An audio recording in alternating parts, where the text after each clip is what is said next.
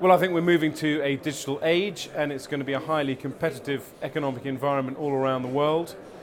We've seen how quickly the internet can change. Nobody knew what YouTube was 3 years ago. Nobody knew what the iPlayer was 2 years ago. People weren't watching television on the internet 2 years ago. So you've got to build an infrastructure over the next few years that will allow new businesses to thrive on the internet, but also to allow us to do new things on the internet and to interact in terms of our health services, to possibly use the internet in terms of how we educate our kids. So there are a whole range of applications which are going to transform this country and transform the economy, and we've got to make sure the infrastructure is there to deliver that. As you say though, a lot of stuff's happening already. There are all these services sprung up from nowhere. Yeah. Virgin, I think, are rolling out stuff that will deliver 100 meg to your home. Where's the market failure? Well, the key is there isn't a market failure in terms of our big towns and cities. If you want superfast broadband, you can, broadly speaking now, get it from one of the major providers. Well, we're talking as well about our villages and our rural areas where there are a lot of people who are effectively socially excluded by not having access to the internet or to superfast broadband, but also massive opportunities in terms of how we function as a society to start a business in a rural area, not to use the transport services so much and so on, not to have to sit on the motorway. I literally got an email from a business in my constituency saying, they have done so well and they use video streaming a lot. They're thinking of moving into a city because they can't get super fast broadband. At the same time, though, you've had to announce today that the ambition to get everybody on a basic system of 2 meg to their home, the deadline for that's been pushed back.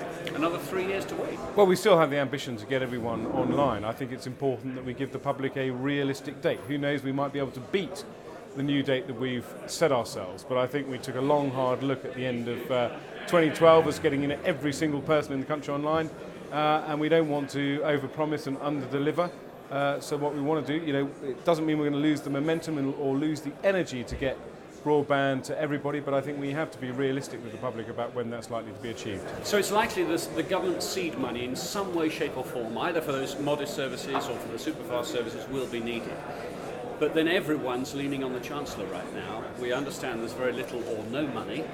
How are you going to have that special leverage, which means your projects to get this done will be funded? Well, the last government used part of the BBC licence fee to fund digital television switchover.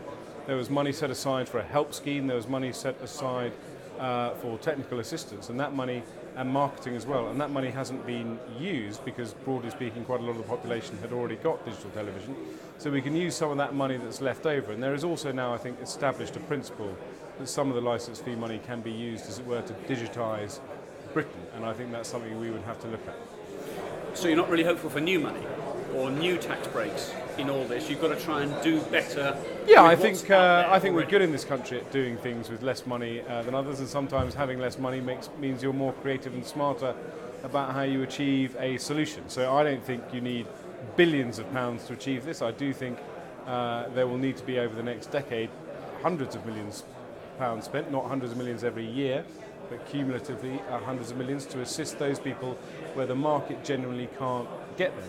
But the point of today's summit is to make the point that if people work together, I know that sounds a bit trite, but what we're talking about, using the sewers, using the telegraph poles, using the massive infrastructure that's already out there to get fibre out there, and also using the public networks. The fibre that's going into your local library or into your local hospital can be used to connect up businesses and residents living nearby.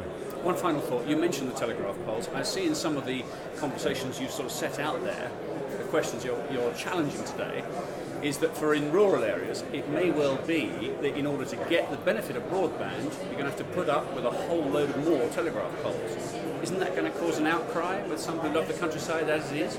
Yeah, I don't personally want to scatter the countryside with telegraph poles. There's no reason why we can't use the existing poles that BT has. There's no reason why we can't use electricity pylons that are already there, for example. So I would be wary of setting up a whole new network of poles, and I think people are perfectly justified to say don't do that. Again, we've got to be smart and creative about this.